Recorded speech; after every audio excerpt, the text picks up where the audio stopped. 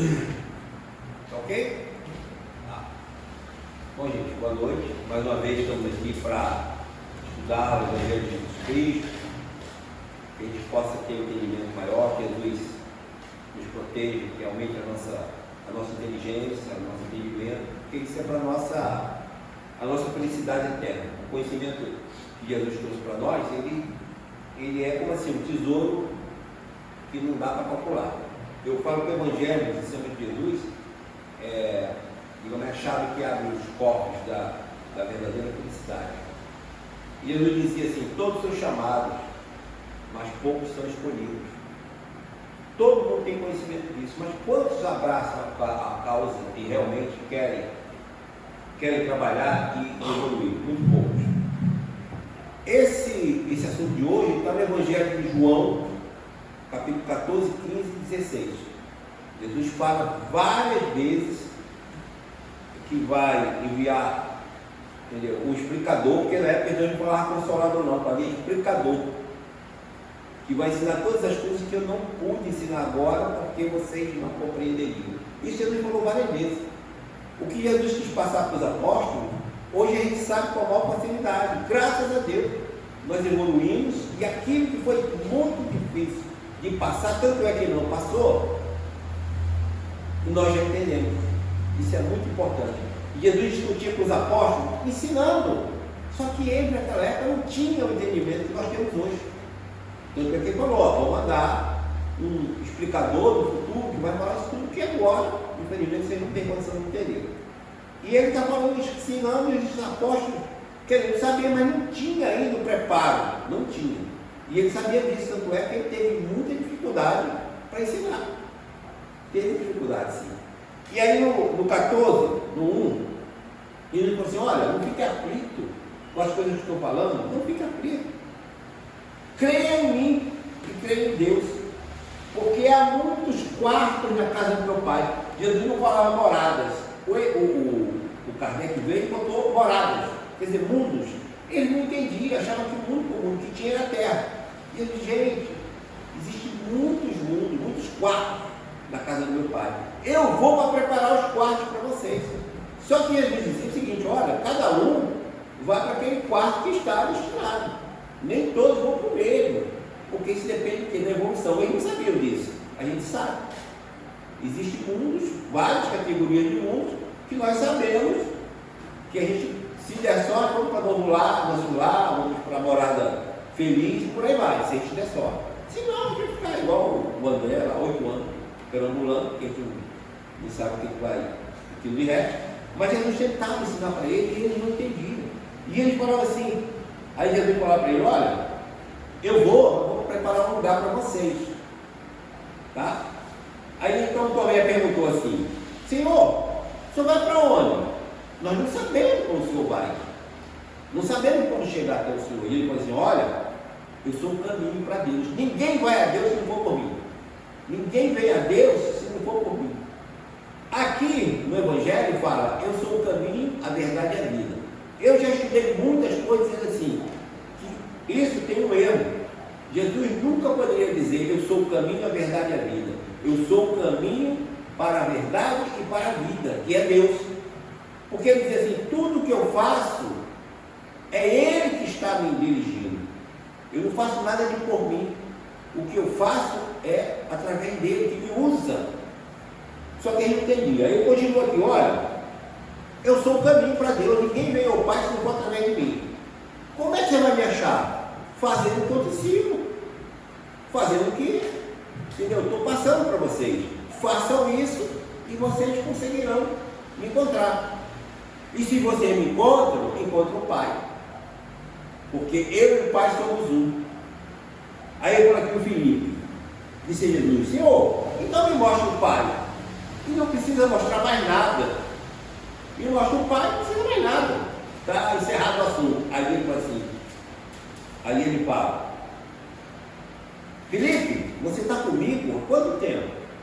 Quanto tempo que eu estou mostrando para vocês a vida como deve ser, entendeu? A mudança que a gente tem que fazer. E você, mas se você não acredita no que eu falo, acredite no que eu faço.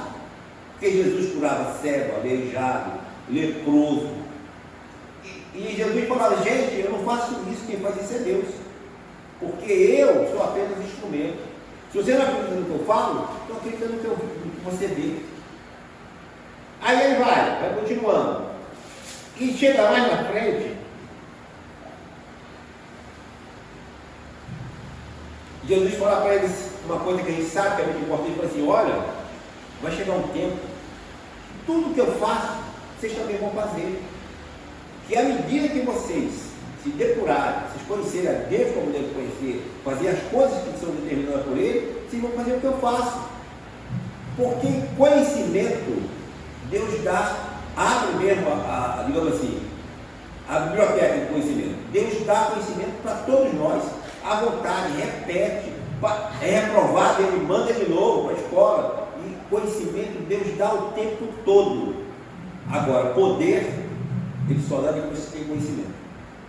Imagina um espírito com poder de criação, como tem Jesus, se ele usasse esse poder para o mal. Então, o poder só é dado depois que você aprende tudo. Que você aplica aqueles dois mandamentos que ele reduziu dos 10 para 2, amar a Deus e ao próximo. Porque quem ama a Deus e ama o próximo, jamais vai fazer algo que seja danoso, prejudicial ao seu próximo. Então, aí que você adquire o poder. Imagina o poder de criação, de criar mundos. Bota no Google e procura saber como funciona o Sol. Bota lá no Google que tem. Aí, outro dia, por curiosidade, como é que pode o Sol estar 4 bilhões e meio de anos? 4 bilhões e meio de anos e aquela energia não se acaba? Aí estava falando lá, o Sol, ele produz uma energia tão grande, em média 40 milhões de megatons por segundo. Um megaton é 1 milhão de toneladas. Ele faz 40 milhões por segundo.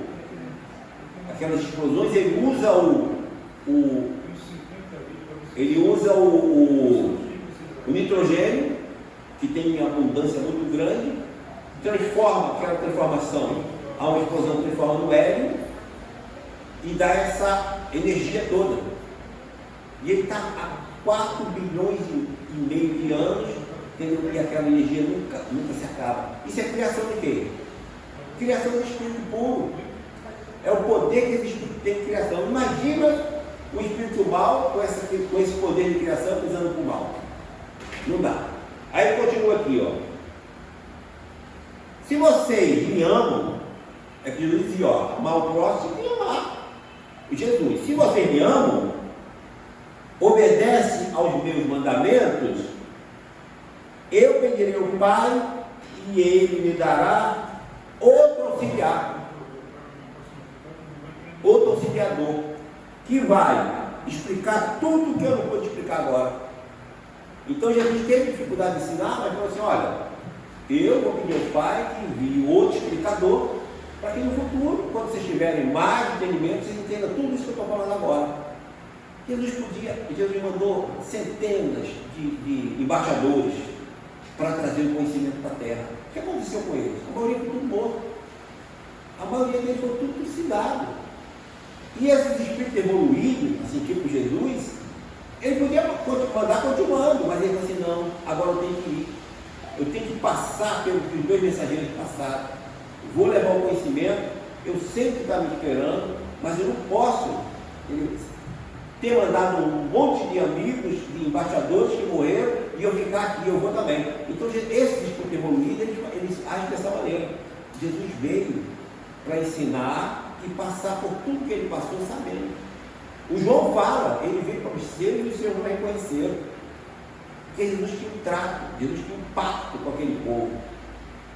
O povo os judeus, ele é um povo que veio lá de outro planeta, que a gente sabe, era um povo evoluído, digamos assim, na parte técnica, na parte científica, mas eram muito egoístas, até hoje eles são ainda, assim, eles só vivem entre eles, a coisa assim, então eles eram muito egoístas, só pensavam nele, estavam atrapalhando a evolução do planeta. O que é que Jesus fez? Olha, o pacto, vocês vão para a Terra, vocês levam esse conhecimento, Você já tem o conhecimento do Deus único, vocês vão levar, e tudo que vocês fizerem, eu recompensarei grandemente. Porque qualquer coisa que a gente fizer na obra do Cristo, Ele recompensa grandemente. Qualquer coisa que você fizer no trabalho do Cristo, que está incompleto, Ele te recompensa muitas vezes mais. Então Ele falou assim, olha, eu vou pedir ao Pai que envie outro auxiliador, outro explicador, para que vocês possam entender tudo que eu estou passando agora. E vocês não entenderam. Ele fala isso em várias oportunidades. Ó, no capítulo 14 ele fala, no 16, no 25, no 25 ele fala de novo aqui, ó, porque a dificuldade era muito grande. Então, toda vez que ele começava a explicar que os apóstolos não entendiam, ele dizia, olha, fica tranquilo, vou mandar, eu vou pedir ao Pai para mandar outro explicador, porque vocês não vão entender. Aqui no 25 ele fala assim, ó, tenho dito isso enquanto estou com vocês, mas o auxiliador, o Espírito Santo que o Pai enviará, em meu nome ensinará a vocês todas as coisas e fará com que lembrem de tudo que eu disse a vocês agora. É a doutrina espírita. Então ele falou em várias oportunidades, falou aqui no 26, no 15 ele falou de novo, quando chegar o auxiliador, o Espírito de verdade, que vem do Pai, Ele falará a meu respeito, e vocês vão lembrar de tudo que eu falei aqui. Mais na frente, no 16, ele fala de novo, aqui no 16, 7, ele fala aqui, eu falo a verdade quando digo que é melhor para vocês, que eu tenho que ir, porque se eu não for, o auxiliador não vem. Eu preciso ir. Jesus pensou que vai chegar uma hora que eu vou ter que ir, que eu vou morrer, vai passar por esse processo todo, mas se eu não for, o auxiliador não vem, eu vou pedir ao Pai para enviar. Tem várias oportunidades que ele vai falando aqui, entendeu? Aí os apóstolos, num desses diálogos entre eles, perguntam assim, mas por que você ensina para a gente essas coisas e para os outros não? Está aqui, ele fala assim, para vocês eu falo com comparação, mas vocês entendem. Os outros nem com comparação. Jesus falava para os apóstolos, ele ensinava as verdades. Para os homens, para quem não estava interessado, Jesus deixou por parábola. E tem um trecho aqui no 17, no 16, que ele fala assim, ó, eu digo essas coisas a vocês por meio de comparações, mas chegará o tempo em que não falarei mais por meio de comparações, pois falarei claramente a vocês a respeito do Pai,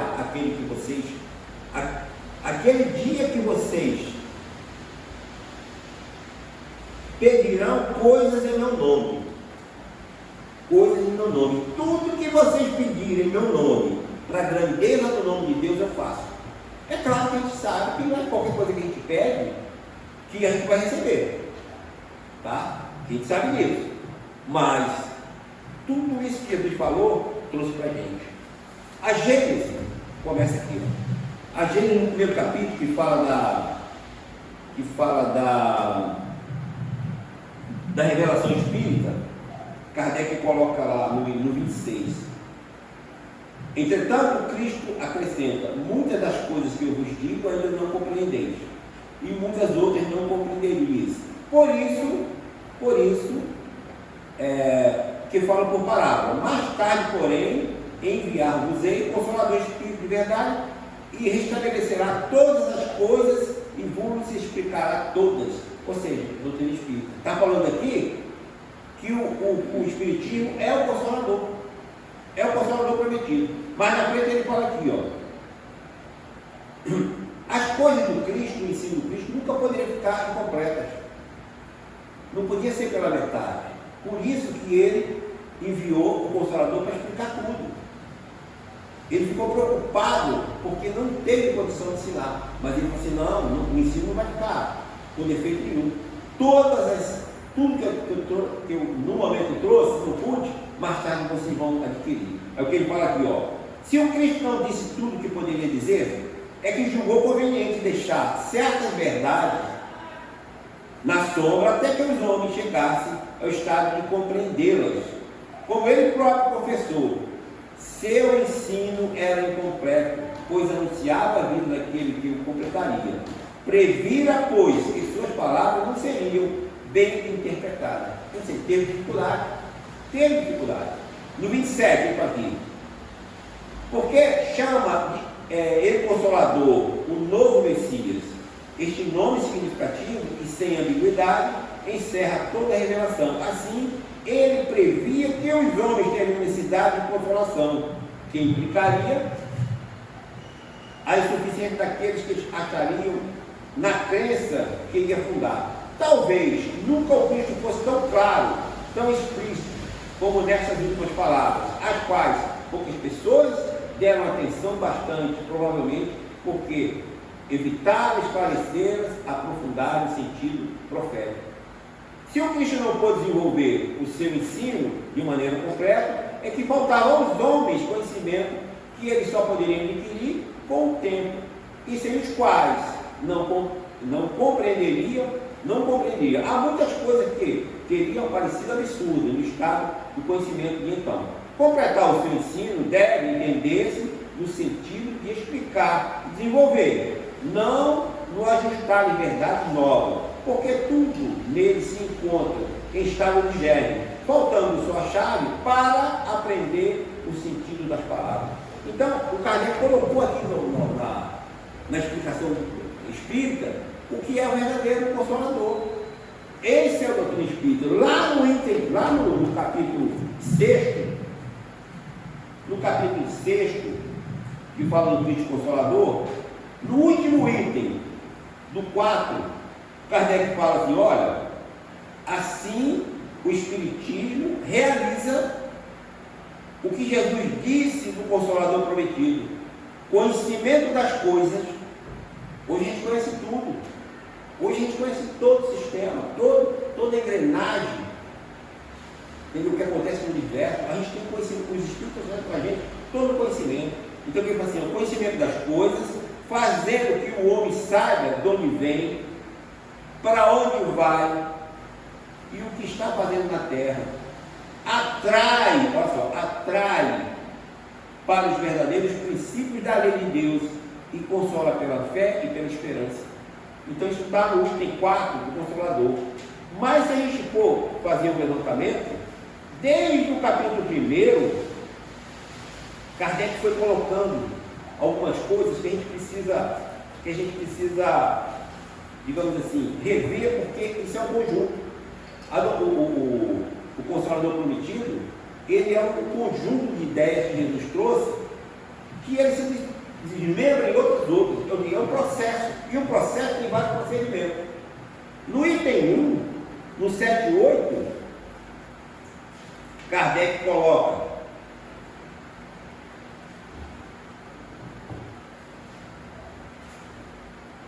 assim como Cristo disse, não vim destruir a lei, porém, cumpri-la. Também o Espiritismo diz, não vim destruir a lei cristã, mas dar-lhe execução. A doutrina espírita não condena coisa alguma, apenas explica e realiza aquilo que realmente é verdadeiro. Aqui, ele coloca a aliança entre a ciência e a religião, que é o item 8, exatamente porque tanto a ciência como a religião são criações de Deus. E a ciência não pode evoluir se ela não tiver o conhecimento espírita. A ciência verdadeira, por exemplo, a medicina, uma série de coisas, ela não vai evoluir se não tiver esse conhecimento. Por isso que assim, é a aliança da ciência com a religião. Tipo assim, a ciência e a religião são as duas alavancas da inteligência humana que revelam as leis do mundo material, que é a ciência dos homens, e a do mundo espiritual, do mundo moral, tendo, no entanto, essas leis o mesmo princípio, que é Deus. Não pode contradizer-se.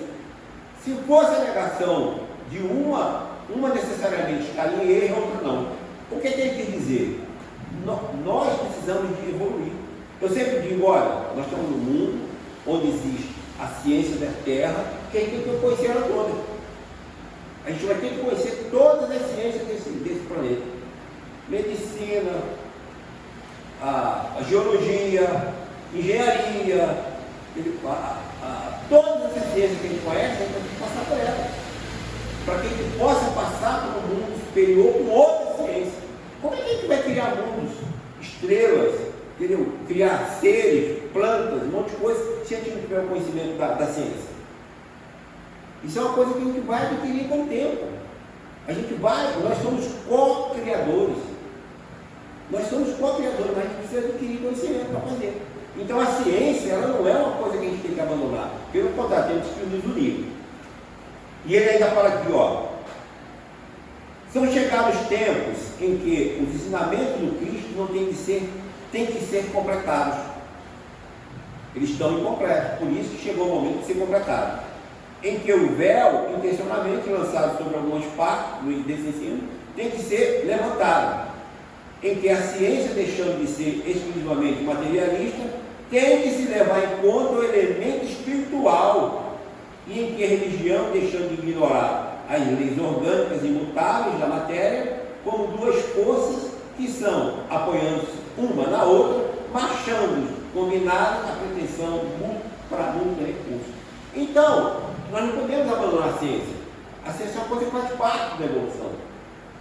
A ciência, ela tem que estar, entendeu, inserida, porque a maioria das doenças, elas podem ser curadas.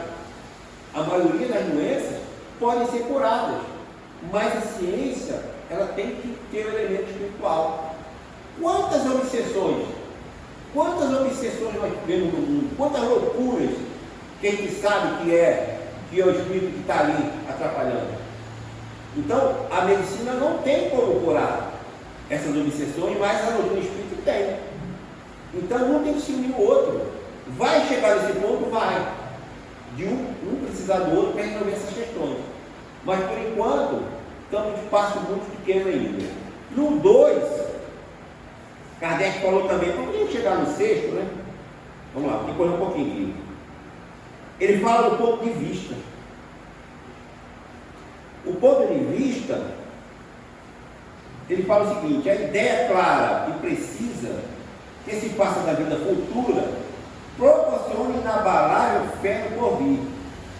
Fé que acarreta enormes consequências sobre a realização dos homens, porque muda completamente o ponto de vista sobre o qual encara eles a vida terrena.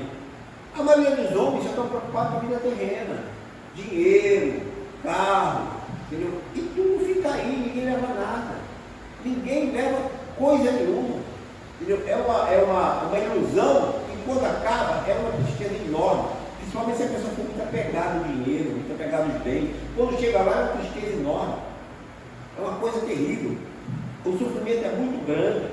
Ele fala também, no 3, fala sobre há muitas moradas na casa do Pai. Por quê? Quando ele falava para os apóstolos: olha, eu vou preparar um lugar para vocês, mas vocês precisam fazer a parte de vocês. Existem muitas moradas, muitos quartos, mas nem todos vão para o mesmo. Cada um vai para aquele que ele conseguiu o seu prêmio. A doutrina espírita não está nos mostrando, dizendo: olha, o pódio está ali.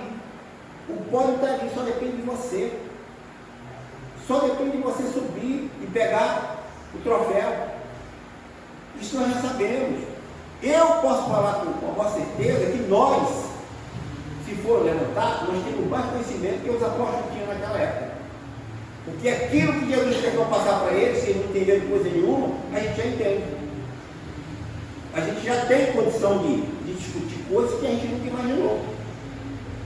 Aqui no 5, no 4 ele fala sobre a destinação da terra, coisa que a gente já sabe. O que a gente está fazendo aqui? O que a gente veio fazer aqui? A gente veio passar por provas e aprender.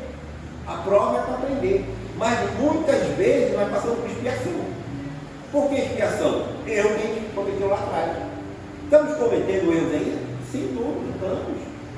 Hoje a gente já sabe que a evolução é assim. A doutrina espírita nos explicou que a evolução não dá salto, nós sabemos disso.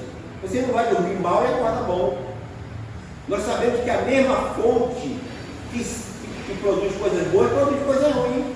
Tem dia que você sai de casa, pode falar de você, pode fazer o que você quiser, você está de bem com a vida, você não esquenta com nada, você simplesmente entende o outro do jeito que deve entender, mas tem dia que você sai de casa, você não aceita coisa nenhuma.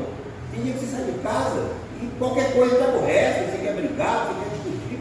Aí você para e fala assim, mas como é que pode isso? Se a mesma fonte que um dia está bem, outro dia está mal. Como é que pode? O mesmo cérebro que raciocina, entendeu? Aceita tudo num dia, outro dia você é intolerante com tudo. Isso é evolução.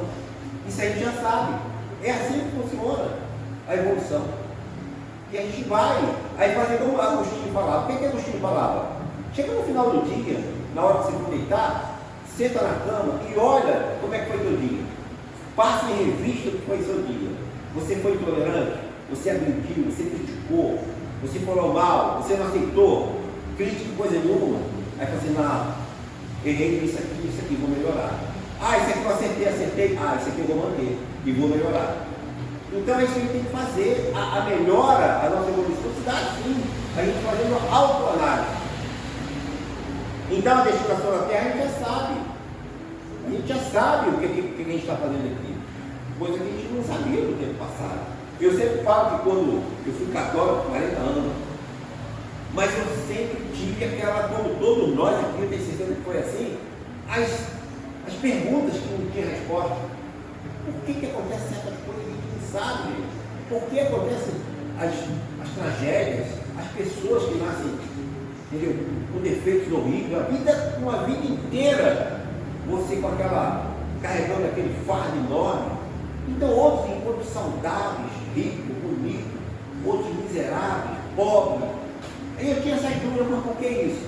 Aí contei já para você, conheci o Doutor Espírito, não é por acaso, né? E fiquei empolgado, comprei logo, tem o Pentateuco. O que é Pentateuco? São 5 livros. Comprei tudo, comecei a ler, estudar, e fui comprando livro, fui lendo aquele que a gente gosta, né? O Inácio Ferreira, eu li todos. Agora você deve ter muito mais para frente. Eu queria ler o livro num dia. Nossa, 2000 anos, 50 anos depois, Paulo Estevam. Aí eu fui, gente, coisa maravilhosa. Aí eu li muitos livros, tinha muito livro, tem tudo, né? Porque não tinha como guardar. Mas eu fui descobrindo que a doutrina espírita explica tudo. Nós sabemos por que estamos aqui, por que a gente não está passando por certas coisas, tudo é aprendizado. As coisas que Jesus só deu exemplos bons. Eu fico pensando, quando eu leio aqui o seu livro que você lê aqui, também Verdade e Vida, aquela passagem eu sempre falo, que ele me empolga, da Madalena, né? Eu sempre, por que Jesus apareceu para ela em primeiro lugar? Por que Jesus não apareceu para a mãe dele em primeiro lugar? Ou para os apóstolos? Porque aquilo foi muito simbólico. Jesus apareceu 2 vezes para 2 pessoas com um simbolismo muito grande. O primeiro foi para Madalena, a Magdala, né? Maria de Magdala. Por quê? Porque ela teve uma vida muito errada.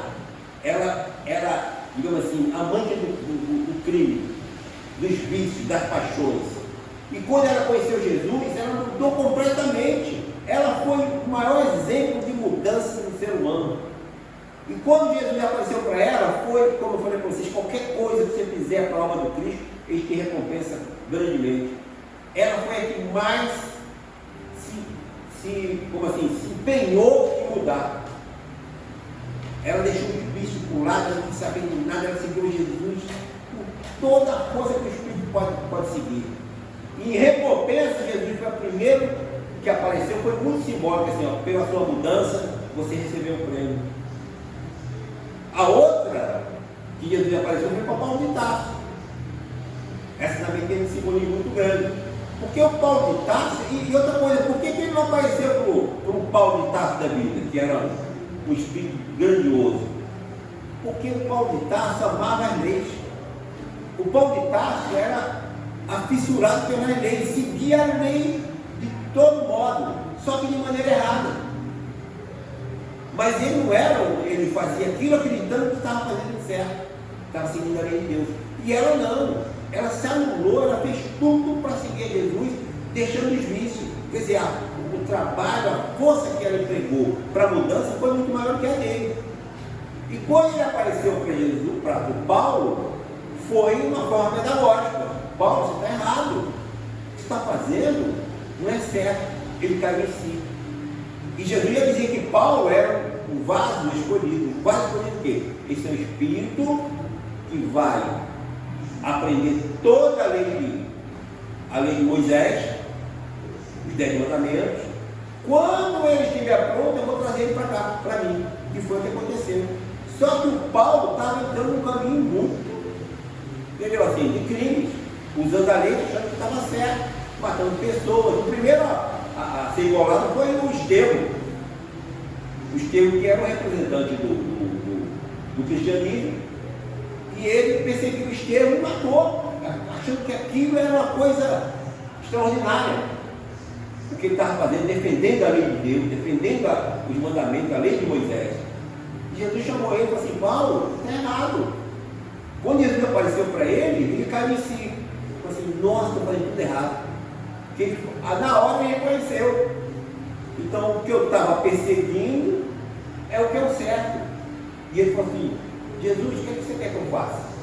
Essa aparição de Jesus para ele foi mais pedagógica. Quer dizer, olha, toma teu rumo, está errado, está fazendo coisa que não deveria. E ele, como ele era amante da lei, ele falou assim: nossa, então eu vou usar a lei que realmente quer certo. E ele começou a fazer, foi para o deserto. Gamaliel foi o instrutor dele, que era um judeu muito conhecedor das leis. Ele falou assim: o Paulo já tinha empolgado, já saiu ensinando. Ele disse assim: não, Paulo, calma, você primeiro tem que aprender isso tudo aqui, toma aqui, ó, vai lendo. Você tem que aprender isso tudo, e a hora que você realmente botar na tua consciência esse ensinamento, aí sim você está em condição de ensinar. Agora não faz isso não, que você não vai acertar. Ele foi para o deserto, era um homem rico, de família poderosa, largou tudo e foi fazer tapete no deserto, para vender e ganhar o seu dinheiro do seu trabalho. E estudava os ensinamentos, aqueles escritos que os apóstolos deixaram. Ele estudava aquilo com uma força de aprender enorme, e ele aprendeu, e foi o maior trabalhador do Cristo. Mas Jesus teve que aparecer para ele e disse: ó, está errado. Você não precisa, você precisa trabalhar na coisa certa. Então, as duas vezes que Jesus apareceu, essa foi uma recompensa pelo trabalho dela, e a outra foi para chamar o Paulo do trabalho. E ele aceitou e fez realmente o trabalho. Então é isso que a gente tem que fazer, gente. A gente já sabe. A gente sabe tudo que tem que fazer. A gente já sabe qual o caminho que tomar. A gente já sabe as atitudes que a gente tem que tomar. É só a gente seguir. A gente não pode abrir mão daquilo que Jesus passou para a gente. Então, ele volta aos capítulos aqui e fala sobre os aflitos. O Evangelho de Jesus, gente, é o maior desafio que a gente tem. É o maior desafio. Tudo que está aqui é desafio.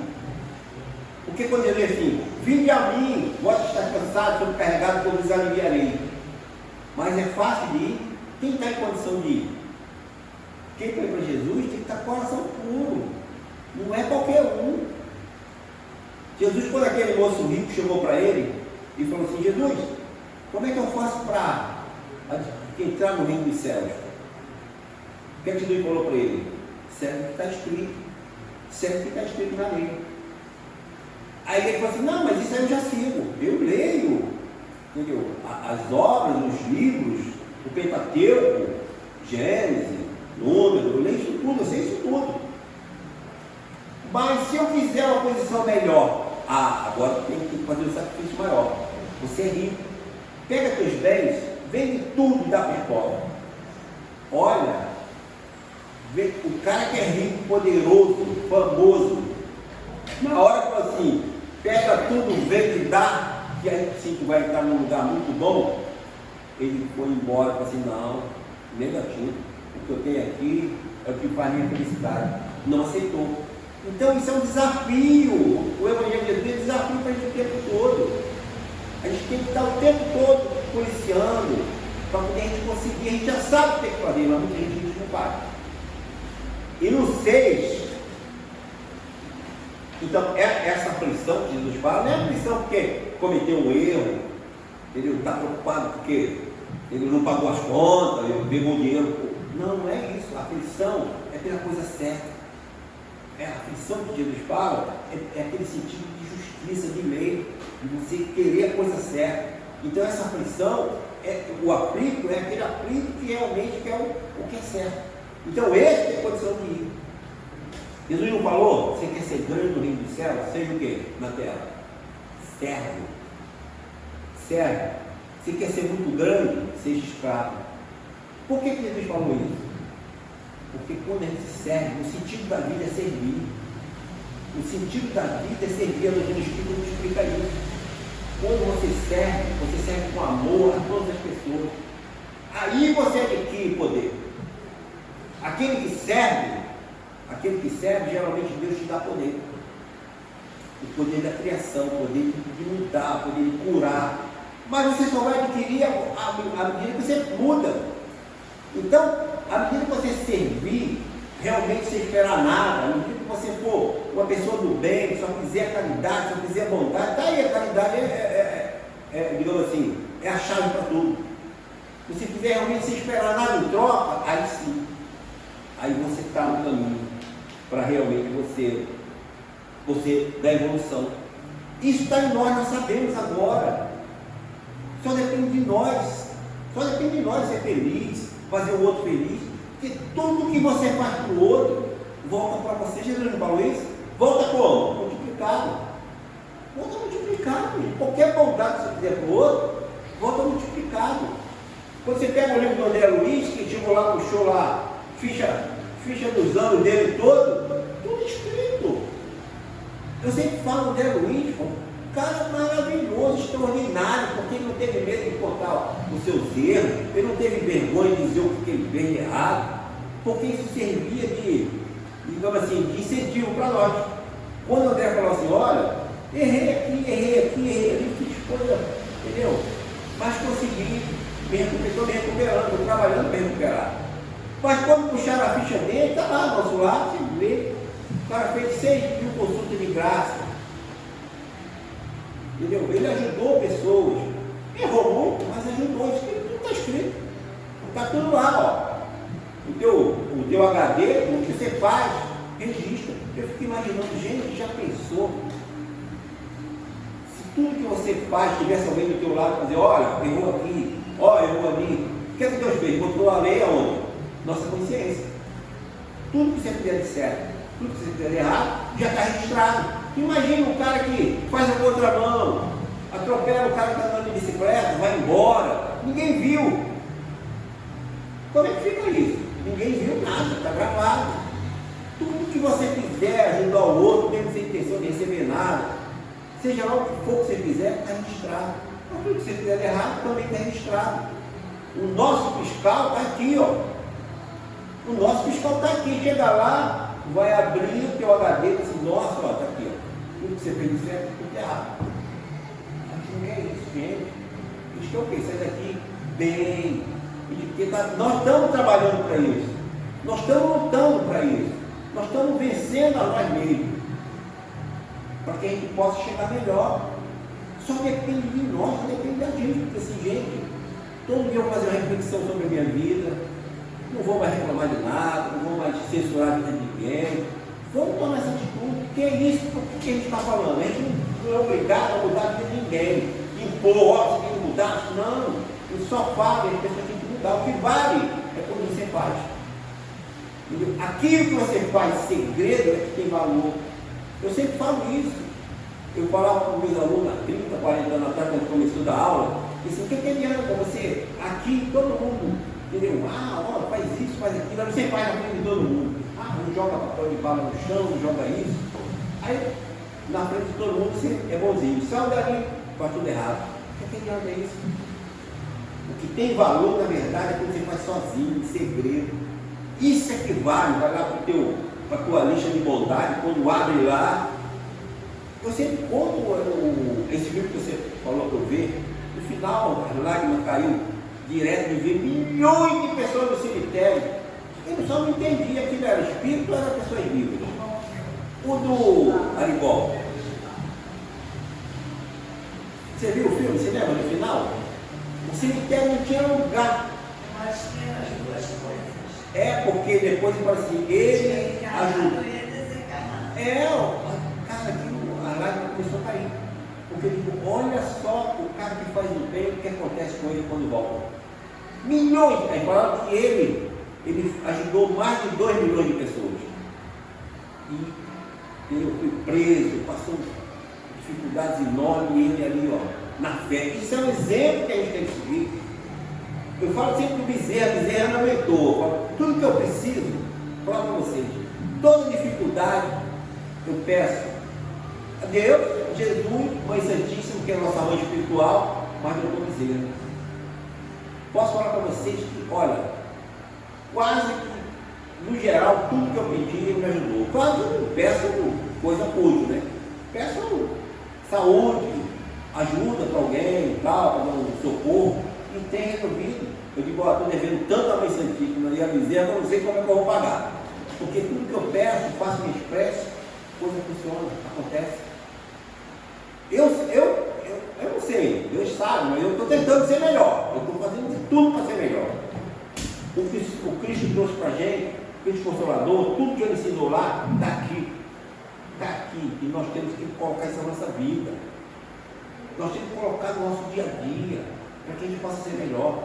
E como eu falei para vocês, a nossa mente que sai de bom, sai de ruim no outro dia. Então nós temos que acordar para isso. E assim, não, gente. Se eu produzir coisas boas, porque amanhã eu vou produzir coisa ruim, vou produzir melhor. Eu não quero ficar, entendeu? Fazendo hoje coisa boa, amanhã fazendo um monte de coisa errada. Não quero, eu quero manter, cada dia melhorar mais.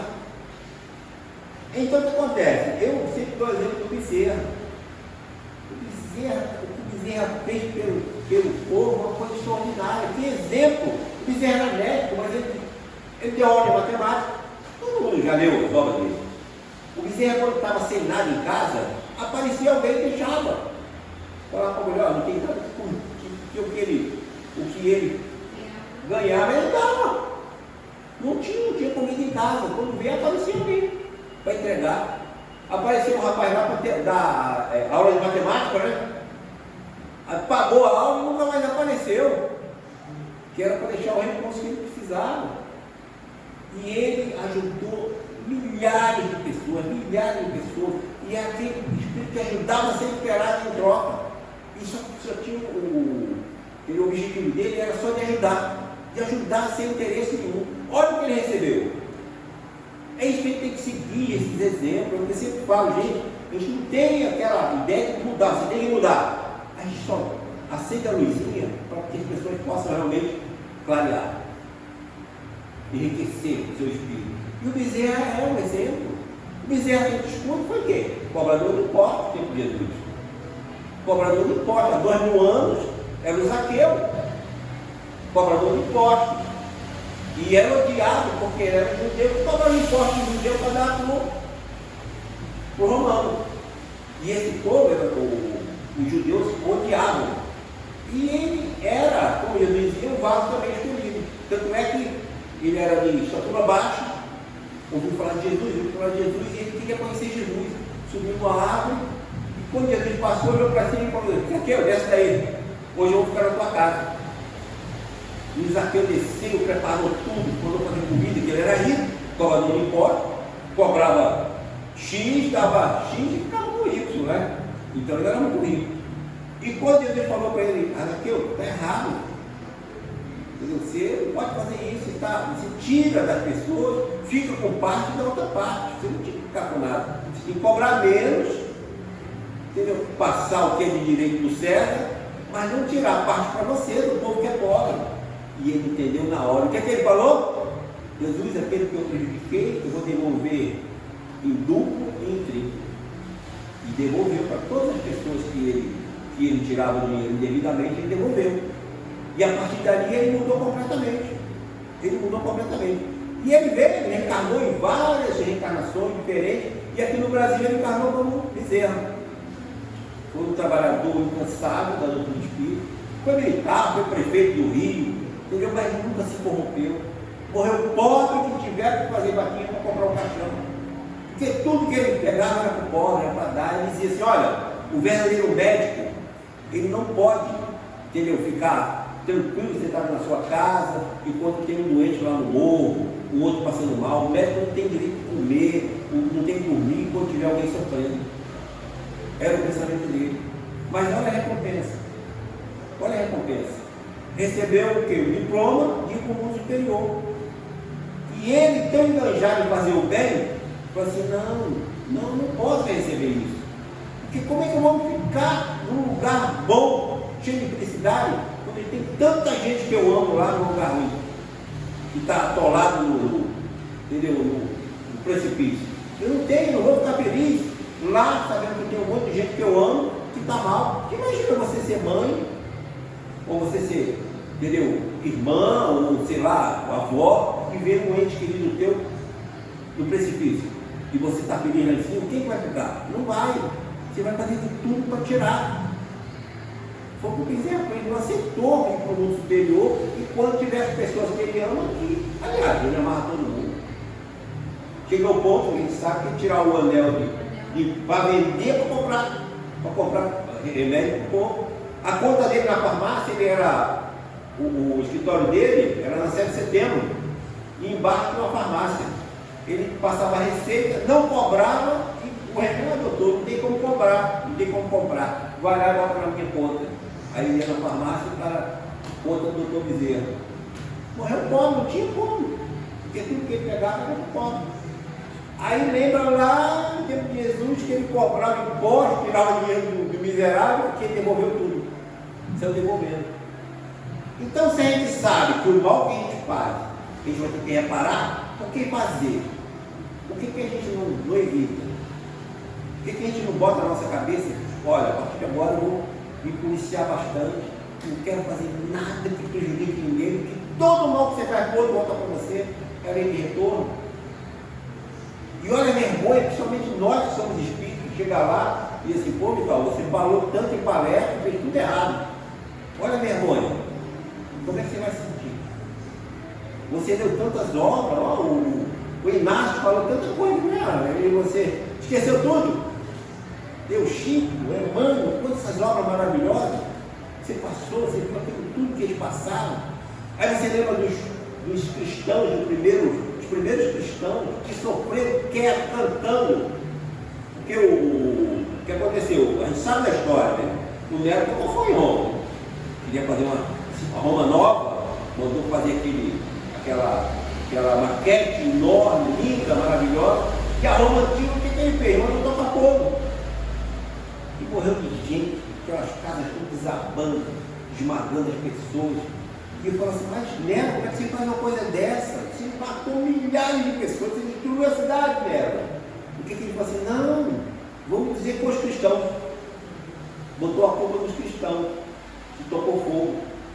Aí pegava os cristãos e mandava para o cerco, morrer pelas feras. E as pessoas, achando que realmente os cristãos tinham colocado fogo, iam aplaudir. E aplaudir, achando que aquilo era maravilhoso. E ele ficou de bem. Entendeu? Isso é um ser humano, que a gente é igual a nós, só que também desviado. Né? E a gente não quer isso para nós, a gente já sabe o que a gente tem que fazer. Lutar contra nós, gente, isso é importante. O conhecimento está aqui. Então, quando eu comprei os livros, comecei a estudar, eu conto essa história não para. Eu tive as dúvidas, né? Tem que fazer caridade, eu já contei isso para vocês umas 10 vezes, vou contar de novo. Aí, chegava a hora de fazer caridade, eu falhava, dizia, ué, mas vinha aquela mensagem, você não disse que vai fazer, e eu corria para reparar. Então é isso, gente, a gente erra, mas a gente tem que descobrir o erro e reparar. Aí eu fui correndo atrás da senhora que não tinha dinheiro, assim, minha senhora, desculpa e tal, tá lá. E ela falou para mim, eu sabia que você vinha. Aquilo ali foi cair assim de cara no chão. Eu assim, nossa, a gente promete fazer as coisas e erra. Amanhã. O Paulo fala, gente, mas é assim, a evolução se dá assim. O que o Paulo falava? Aquilo que eu quero fazer, eu nunca faço. Assim, não vou fazer isso. Aí depois aquilo que eu não quero, quando vejo, estou fazendo. A revolução é isso, gente. A gente promete um monte de coisa e amanhã está fazendo errado. Mas a gente já sabe identificar e modificar. Isso é que vale. Isso é que tem valor. A gente viu o que a gente errou e a gente reparar, corrigir. É dessa forma que a gente vai, entendeu, chegar no ponto que a gente realmente quer. E eu tinha dúvida, né? Assim, se coisa de espírito funciona, se existe mesmo, eu acho, sei lá, muito surreal. Quem vem numa religião que não fala nada disso. E você começa a estudar uma religião que fala de espírito, que vem. Eu digo, será que isso funciona mesmo? E eu tive apareceu para mim uma senhora, tal, ali, olhei, está aqui, igual a ela, toda bem vestida, tal. De repente, quando eu olho, cadê? Vou embora. Aí na hora eu pensei assim, ó, espiritou? Para ligar, tá? Agora sim. Entendeu? Então, e às vezes a gente esquece, sabia? Às vezes passa, eu esqueci daqueles episódios todos que me confirmaram as coisas, tá? E eu esqueci. A gente não pode esquecer, a gente tem que lembrar dessas coisas sempre, que é isso que faz com que a gente evolua, tá? Então é isso, gente, servir, vamos servir, não importa quem seja. Jesus passou por coisas terríveis, e um ser humano como Jesus, o mais iluminado que nasceu nessa terra, olha o que ele passou. Então nós às vezes reclamamos das coisas pequenas que acontecem conosco, a gente reclama. Ele estava falando dos cristãos que o Nero botou a culpa dele, levaram para as arenas para ser devorados, cantando, e ele ficava aborrecido. Pô, eles cantam, por que eles estão cantando? Eles têm que chorar, porque eles tinham confiança, eles sabiam que ele estava parado, eles sabiam que aquela morte ali era para poder levá-los. Então a gente tem todo o conhecimento, a gente tem todas as ferramentas para melhorar. Jesus trouxe, entendeu?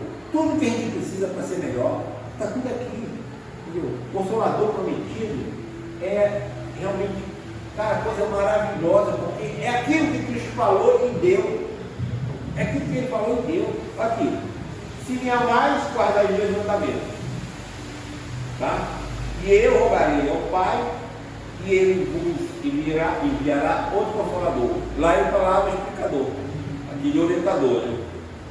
A fim de que fique eternamente convosco o Espírito de verdade que o mundo não pode receber. Naquela época não podia, não tinha condição. Tanto é que ele teve dificuldade de ensinar, mas mais para frente eu vou mandar, porque agora vocês não tem jeito. Aí vai, porque o mundo não vê absolutamente e não o conhece. Mas quanto a vós reconhecê-lo-eis, porque fará convosco, estará entre vós. Porém, o Consolador, que é o Espírito Santo, que meu Pai enviará em meu nome, vos ensinará todas as coisas e vos fará recordar tudo o que eu tenho vos dito. Então, o Consolador prometido é, na verdade, tudo aquilo que Jesus falou lá, que não entenderam, mandou para a gente.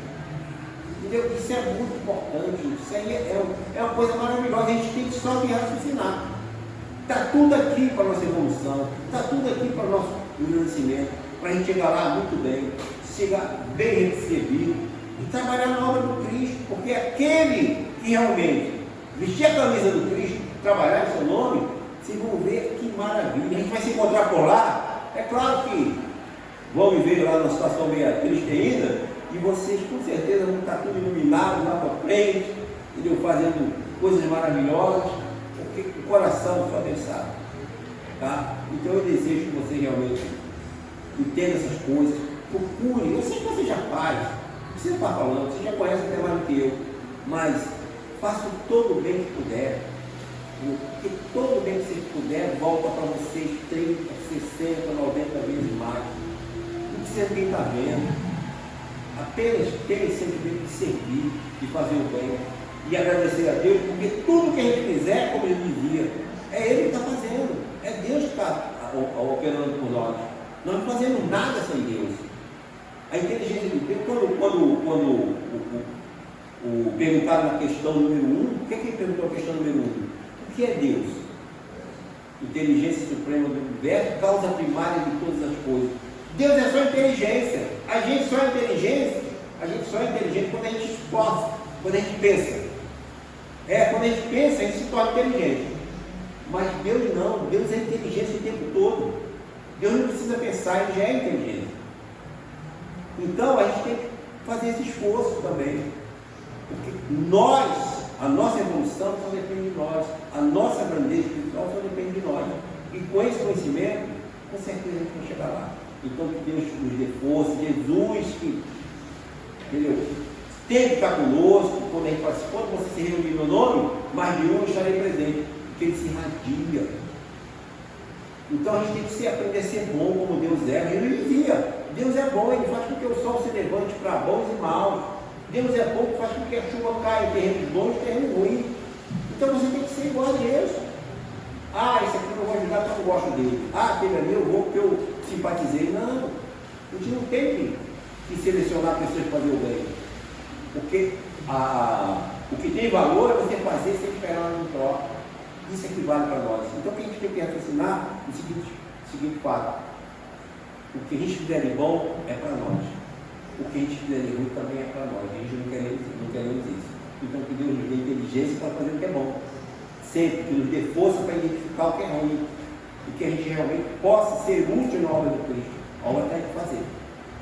Arregaçar a mão, trabalhar, ser bom, ser honesto, ser correto. Isso é que faz se aproximar de Deus. Isso é que faz se aproximar de Jesus. Porque ninguém vai a Deus de coração puro, com a mente podre. Não vai. Então esse é um trabalho que nós temos que fazer.